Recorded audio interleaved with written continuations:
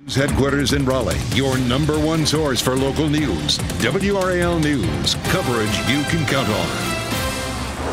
Glad tidings on this Groundhog Day. An early spring is on the way. Not so fast, Punxsutawney Phil. We'll tell you what our local animal weather predictors have to say. And the Durham School Board has two options on the table that could settle pay disputes between the staff and the district, but some workers will fare better than others. And you're looking live at Franklin Street in Chapel Hill, where excitement is building ahead of the Battle of the Blues, how the matchup between Duke and UNC could impact drivers.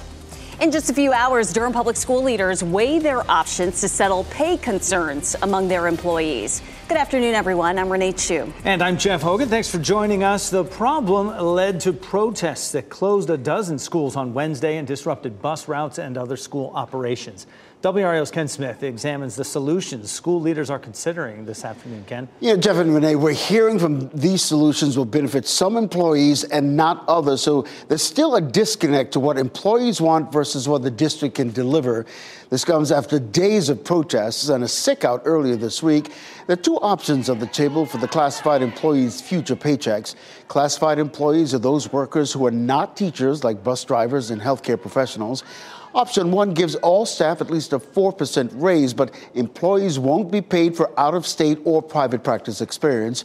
Option two includes an 11% raise. It will also restore the 2022-23 salary steps. A rep of the Durham Association of Educators say this process needs more transparency and more stakeholders at the table. It seems like a step in the right direction, but still it's pitting, staff against other staff. So some people are going to benefit from option A and some are going to benefit from option B. Yeah, as we just mentioned, that sick out and rally earlier this week forced 12 Durham public schools to close for that day. That meeting is scheduled for 3 o'clock this afternoon. We will be there and bring you updates in our early evening newscasts starting at 4. All right, Ken, thanks for that. If you're not a fan of cold weather, you'll be happy to hear this. The most famous groundhog in the world emerged from his winter slumber to make his annual prediction. But what this weather did not provide is a shadow or reason to hide. And because Punxsutawney Phil did not see his shadow, that means an early spring is headed our way. Meteorologist Elizabeth Gardner is here now with predictions from all our local animals, as well as her forecasts based on science. Yes, we're going to go straight out to White Deer Park in Garner and take a look where Snurd is standing by, and we'll listen in to see what Snurd is seeing out there. 17 years. And let me tell you something else about Snurd. He is the only weather-predicting groundhog in North Carolina, all right? And he chooses to come to Garner every year for 17 years.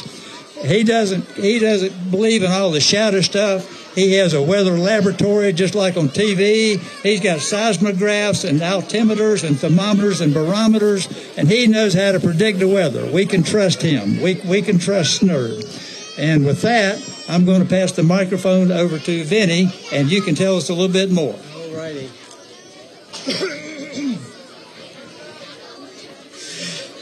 Hello, good people of Garner, my home away from home. It is I, Snurd, prognosticating rodent, groundhog extraordinaire, here to tell you what your future holds, weather-wise anyway. I know there are learned humans that call themselves meteorologists that attempt to predict the weather. And sometimes they're correct, sometimes not so much. But they don't have what I have, a doctrine of prognostication from the Universitas Comedianum E Pluribus Naturam. So now, after having consulted the oracles of old, Mother Nature herself, the Weather Channel, NOAA, the Old Farmer's Almanac, and any other source that I can think of, I'm about to tell Mayor Gupton my prediction for this year.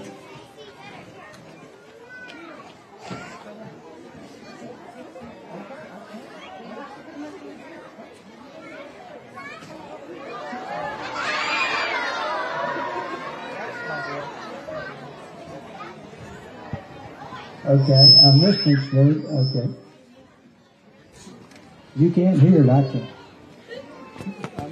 I'm not sure, Snerd, or is that what you really think?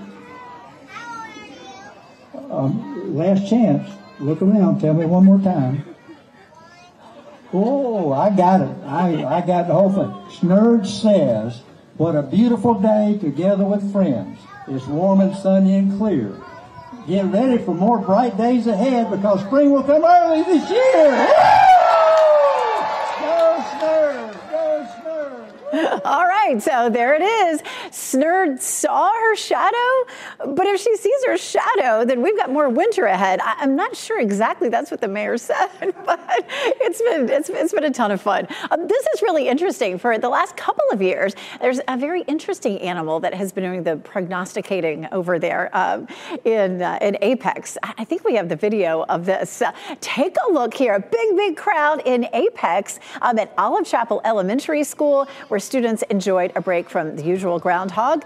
It's an armadillo named Sylvia. Now, they still wore their groundhog hats and really got into the whole situation, but it's a groundhog. And Apex Mayor Jacques Gilbert hosted the event. They brought out Sylvia, the Apex armadillo, and Sylvia did not see her shadow. So that means that it looks like that we're going to have part of the viewing area seeing more winter and part of it seeing an early spring. So all this is so much fun around springtime, but we can also take a look at what is likely to happen in terms of real science and real meteorology. This is a look at a long-term model. It's a climate model that'll show us something beyond the next 7 to 10 days, but it only gives you the potential to look at trends. And so we look at trends for the month of February. A good bit of the country is likely to be above normal. For our area in North Carolina, we're likely to see temperatures near normal. So what does that mean? Today, the normal high is 53. February 15th, the middle of the month, the normal high is 56. By March 1st, it's 59. And by March 15th, it's 63. By April 15th, it is 73. So if we see near normal temperatures, we'll probably have a month with temperatures mainly in the 50s. But even though that's normal, we tend to see a pretty big fluctuation that happens, every other week or so in the wintertime. So at this point, we still have, 6 more weeks of most likely chilly temperatures in February. But after that, hopefully we'll begin to warm up a little bit. It does look like it's going to be a cool weekend for us. We have some cold temperatures ahead for mornings next week. I'll show you coming up. Thanks, Elizabeth. Another big story we're following this afternoon. President Biden will attend the dignified transfer of 3 American soldiers killed in Jordan. It's scheduled to take place at Dover Air Force Base in Delaware. U.S. officials say the president has settled on a retaliation plan against the Iranian-backed militant group blamed for the drone strike. Rebecca Castor reports it could take place over several days or even weeks.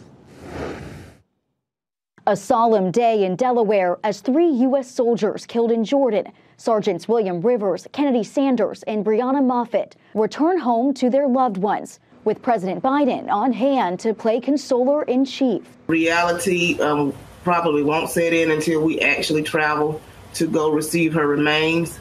That's the time that I'm really not looking forward to. I'm dreading it, actually. But right now, I'm still just in a state of disbelief. The soldiers were killed in a drone strike over the weekend that the White House says was backed by Iran. Biden says a response is coming, and not just one. U.S. officials insinuate it will be a series of strikes over several days. But critics argue the president is showing his hand to the enemy, and the counterattack should have happened already. He's already foreshadowing exactly what is upcoming. They're pushing us around in the Mideast. They're not going to stop until we hit Iran itself. Iran proxies have targeted U.S. soldiers in the Middle East over 160 times since the war between Israel and Hamas began. Yet most lawmakers want to hit Iran financially and avoid a full-on conflict. It would not be in America's best interest to go into an active war at this moment with Iran. But I do think, again, there needs to be a price paid for the 3 American soldiers killed. That was Rebecca Castor reporting. President Biden will meet with those families this afternoon before the transfer. This will be the second dignified transfer Biden has attended since he took office. He attended the transfer of the remains of 13 service members killed in a terrorist attack outside an airport in Kabul during the U.S. withdrawal from Afghanistan. The district attorney in Georgia says she will not recuse herself in the Trump election subversion case. The House Judiciary Committee chairman subpoenaed Fani Willis to produce documents related to the use and spending of federal funds. House Republicans are investigating allegations that Willis engaged in an improper romantic relationship with her lead prosecutor. A court hearing is set for February 15th for both sides to present evidence related to the allegations. We will have to wait until mid-February to learn the verdict in Donald Trump's civil fraud case in New York. Judge Arthur Engoron is set to issue a ruling on the fraud claims against Trump and his co-defendants, including his adult son and his company. The attorney general there says Trump and his company should pay $370 million to remedy funds obtained illegally. An advisory panel to the FDA meets today to discuss how to make pulse oximeters more accurate for people with darker skin tones. The devices estimate the oxygen saturation of your blood and pulse rate by sending light beams through your finger. But research has shown darker pigmentation can affect how the light is absorbed by the sensors, which can result in inaccurate readings. The pandemic helped shine a spotlight on that racial disparity when the devices were widely used. Preterm birth rates are on the rise in the U.S., and experts aren't sure why. The increase between 2014 and 2022 was relatively consistent regardless of age or race, although Black and Hispanic mothers were more likely to give birth early than white people. Babies born prematurely can have short-term health issues like problems fighting off infection or breathing. In the long term, premature babies may develop asthma, hearing loss, and developmental delays. Many North Carolinians outside of Warren County may not have heard of Soul City. Back in the early 1970s, it was one of 14 so-called new towns started under a federally funded program. It was a vision of Floyd McKissick Sr. to develop more than 3,000 acres in Warren County. It was supposed to be a multiracial community led by African Americans. The plan was to build homes, recreational facilities, and create jobs. While McKissick's vision was never realized, today Soul City still stands as a symbol of what could have been. It could have been a wonderful city, brought together people of different races, allowed opportunities regardless of your background to excel, to be a part of a vibrant community. Many of the buildings around Soul City are abandoned, but new homes are being built and people are living in Soul City. Coming up tonight at 5:55 on WRAL, we look at the history of Soul City, what derailed the project, and the hopes for the future as we celebrate Black History Month. Target pulled a children's book from its Black History Month display that misidentified famous Black figures. Civil rights magnetic learning activity incorrectly identified Webb Du Bois, Booker T. Washington, and Carter G. Woodson. The mistake gained attention after a TikTok user posted about it earlier this week. Some chimed in saying the mistakes were more insulting than not having them in the first place. Next at noon, a routine check of Tesla vehicles leads to another recall. The increased risk of a crash that has nearly all its U.S. models on recall again. Plus, a possible vote coming next week on the southern border crisis. At 12:30, the immigration deal lawmakers are considering. Keep watching WRAL News over the air Channel 34 and Spectrum Channel 1257.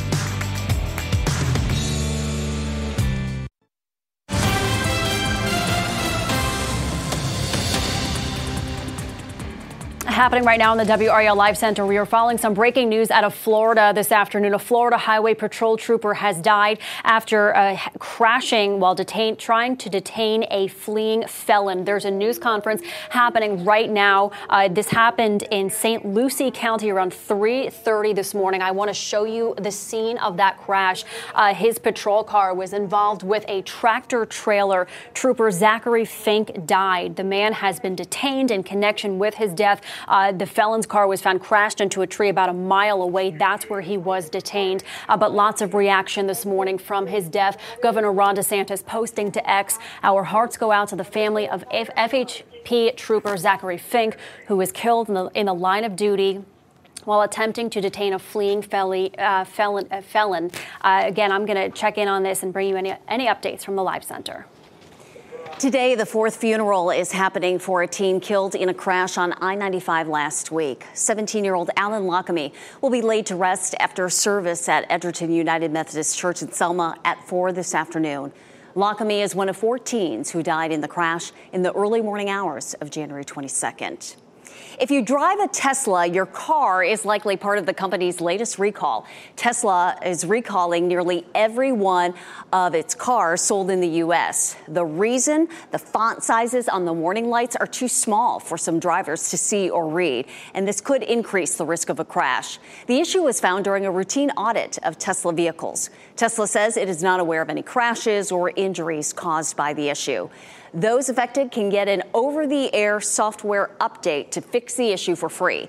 Owners should expect a notification letter sometime after March 30th. A preliminary report from the FAA says 3 people are dead after a plane crash in Clearwater, Florida last night. This was the scene this morning, still taped off as investigators are working. The plane is a Beech V-35B. It had 1 person inside when it crashed into a mobile home park. The home it crashed into caught fire, killing 2 people who were inside. The FAA has not yet found out what caused that crash. The mother of the convicted Oxford high school shooter is being cross-examined in court today. Jennifer Crumbly said in her testimony that she would not have done anything differently. Meanwhile, the prosecution says she was grossly negligent for letting him have a gun and not seeking treatment for her son's mental health. Crumbly is facing 4 counts of involuntary manslaughter in the deaths of 4 students her son killed at the school in 2021. ESPN's College Game Day is headed to Chapel Hill tomorrow morning, ahead of the Battle of the Blues that evening.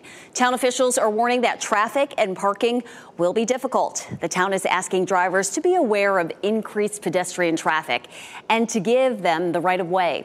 East Rosemary Street will be closed to through traffic. On-street parking will be unavailable on Franklin Street between Henderson and Church starting at 4. Any cars left in those spaces will be towed. UNC has home court advantage, but Duke won both games last year, so maybe they will have a chip on their shoulder. WRAL will have team coverage of tomorrow's game, all the fanfare. The game's at 6:30, and we'll be helping you get ready for it on our 6 p.m. newscast. And be sure to tune in to WRAL News Plus as soon as the game ends for your Battle of the Blues post-game coverage with live reports from our crews in Durham and Chapel Hill. You can find WRAL News Plus on Channel 34 over the air, Spectrum 1257, or the WRAL app.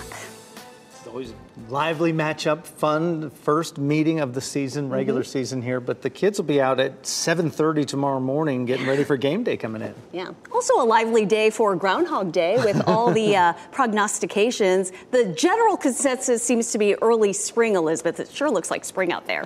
So this is a really good learning moment. You can see how it is for meteorologists. Take a look here. Franklinton, beautiful sunshine, shadows all around. But we had Apex and Garner, which are not that far away from each other with completely different forecasts. So that's what our life is like all the time.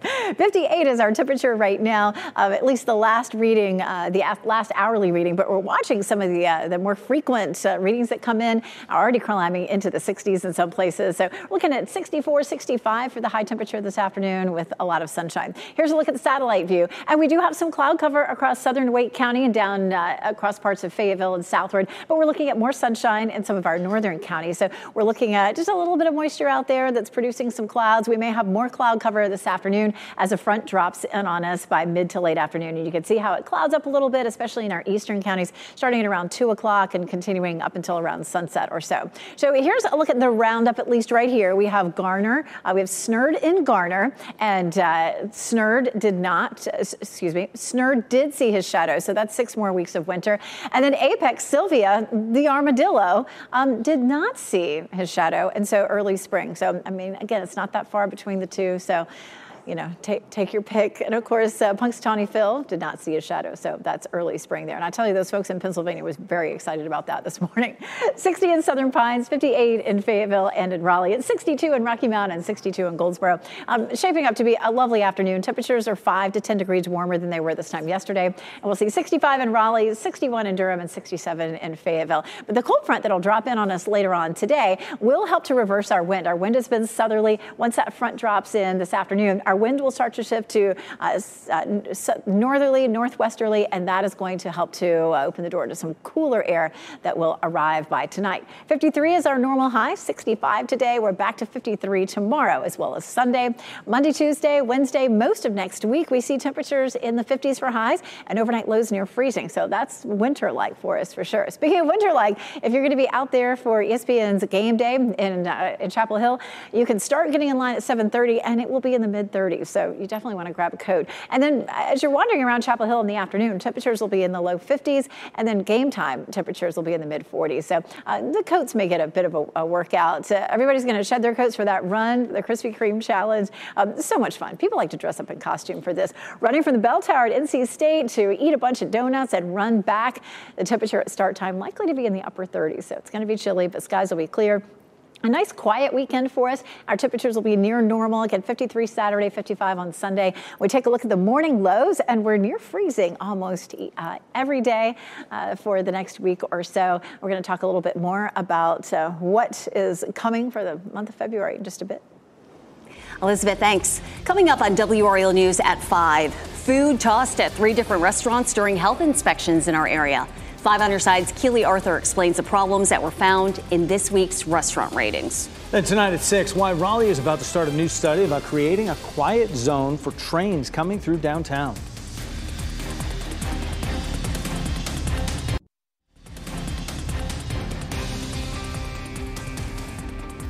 We have this live look in Clayton right now. Temperatures in the 50s all around our viewing area. Some sunshine right there as you watch WRAL News, available on YouTube TV and the WRAL app on your TV or streaming device.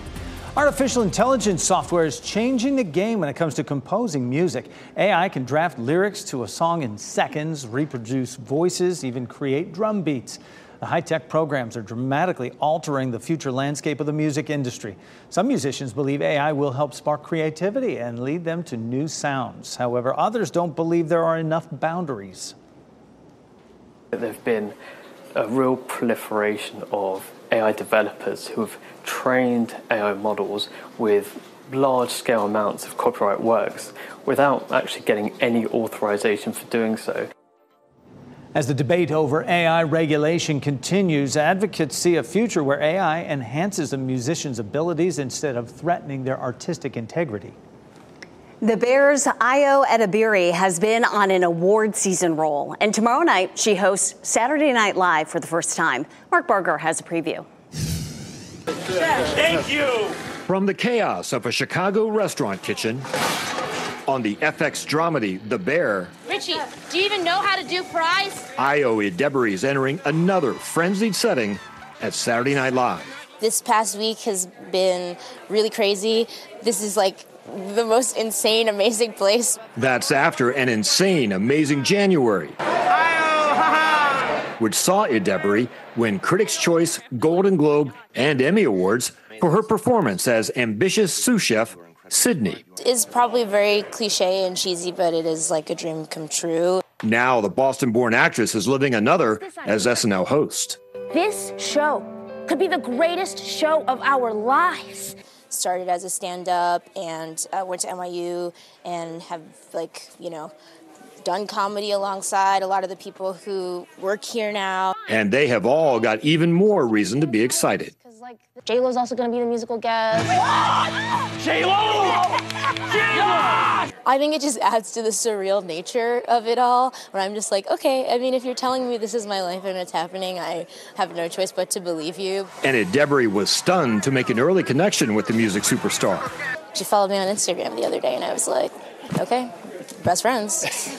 Yes, Jenny from the floor! A potential recipe for Saturday night success. Am I going to get charged for that? Mark Barger, NBC News. Ayo Edebiri hosts Saturday Night Live this week with J-Lo as musical guest. You can watch it right here on WRAL following our 11 p.m. newscast. They're best friends. A bipartisan immigration bill may pass in the coming days. Coming up, a deep dive into the bill ahead of Monday's vote.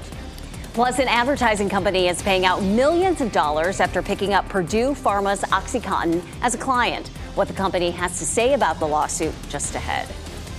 First, here's a look at the winning lottery numbers.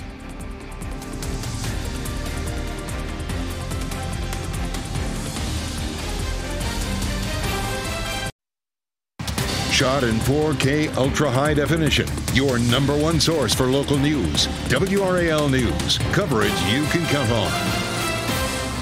Another month behind us and another jobs report that surprised economists as we start the year. WRAL's Brian Schrader has a look at the numbers and what they all mean, Brian. Jeff, economists were expecting the economy to add jobs in January, but not nearly as many as it did. Take a look here. The U.S. added 353,000 jobs last month, way more than the 185,000 jobs that economists were predicting. It was broad-based job growth that shows a resilient U.S. economy.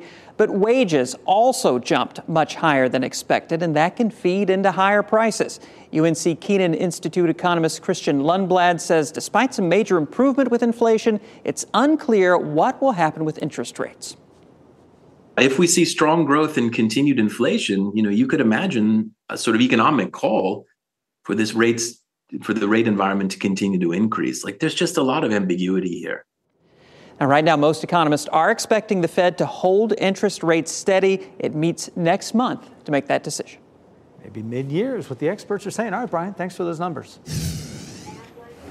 And happening right now in the WRAL Live Center, former WWE CEO Vince McMahon is now the focus of a federal criminal investigation. And this all comes as prosecutors try to determine if he broke federal law surrounding recent allegations of sex abuse and sex trafficking. Those allegations were made public after a former employee came out and filed several lawsuits against him. McMahon said that federal officials have confiscated his phone. He did release a statement last week denying all of the allegations against him.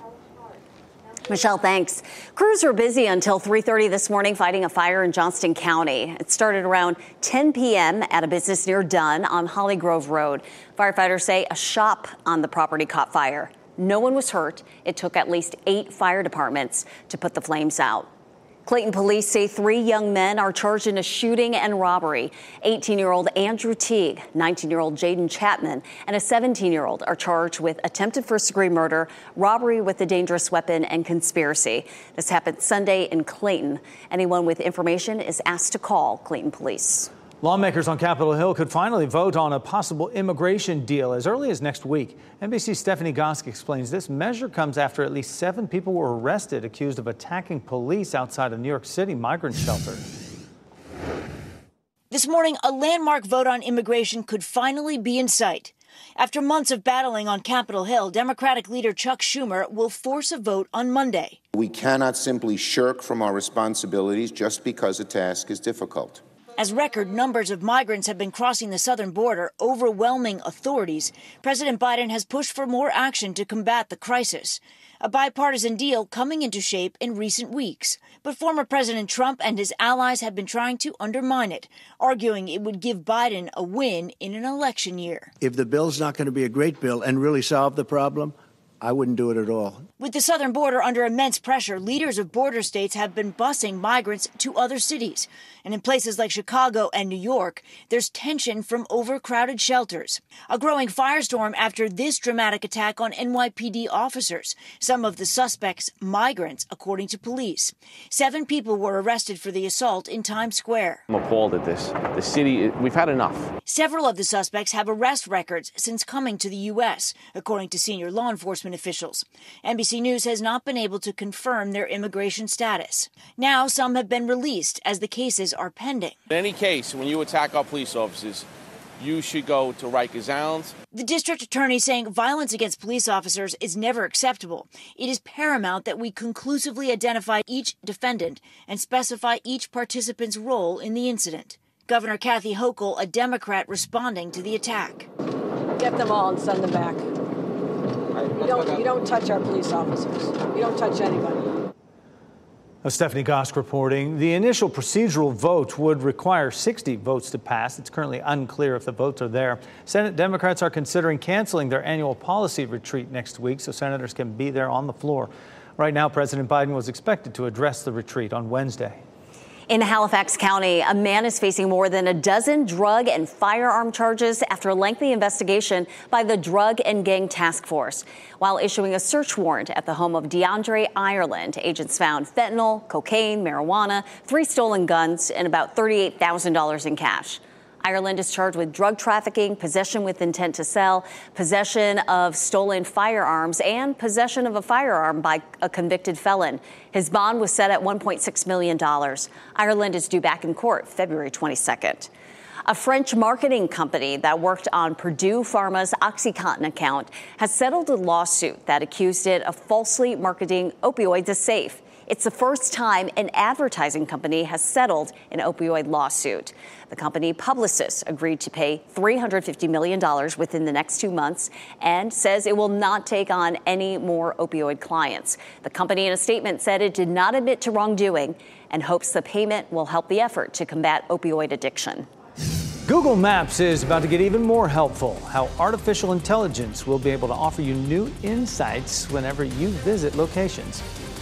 And you may notice a lot of people, including us here at WRAL, wearing red today. The important health message for what's known as National Wear Red Day, kicking off American Heart Month. If you see news happening or you'd like to share a story idea with us, click Report It in the WRAL News app.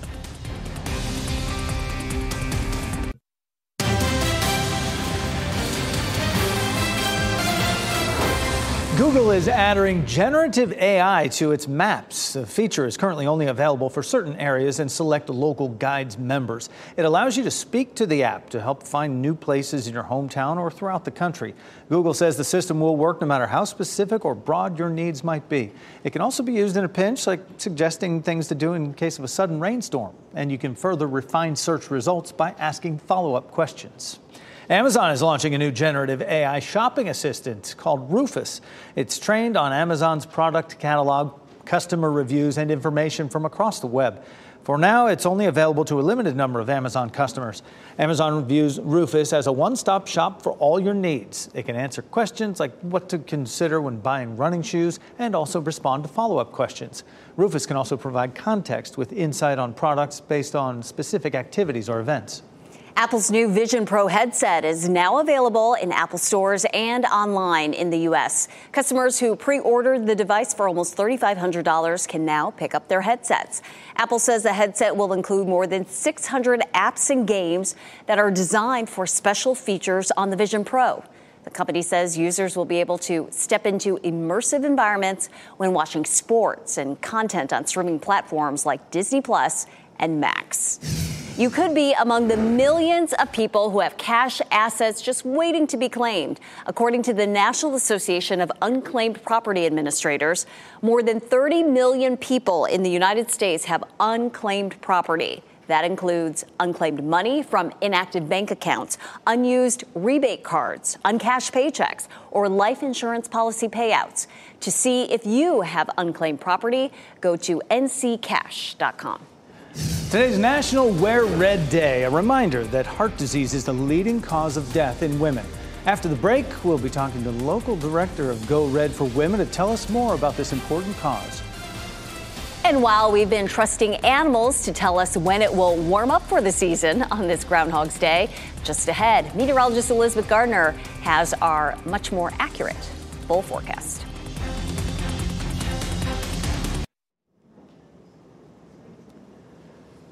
Today is National Wear Red Day. The movement was designed to support Go Red for Women, which raises awareness of heart disease and stroke in women. It is the #1 killer of women. Sangeetha Menon is here, Go Red Women Director here in the Triangle. Thank you so much for joining us, taking the time here. This is all about awareness today, letting people know. I know it's 20 years for Go Red, but I think people will be surprised to understand the age of women, the race of women. How does it all factor in? Yes, thank you so much for having me here today on Go Red. It really is an icon day for us, and thank you for wearing red yourself. Certainly, we're all on board. We are raising awareness around heart disease among women. Mm-hmm. Heart disease kills more women than all forms of cancer combined. Mm-hmm. So we are requesting people to join us and wear red and raise awareness. Heart disease also kills, is one of the leading causes of maternal death in this country, and we want to change those statistics. I know you always talk about and hear people say, know your numbers. You know, why is that so critical for people to know their numbers? It is so critical because, you know, life gets in the way and we forget to pay attention to ourselves, especially as women. We take care of everybody else before we take care of ourselves. So we want women to know their numbers, especially around blood pressure, which is one of the biggest risk factors. So please talk to your doctor and take care of yourself. Yeah, there's another talk going on about hands-only CPR. I know there's a whole booklet coming out on that, right? Yes. Why is that so important, the hands-only CPR?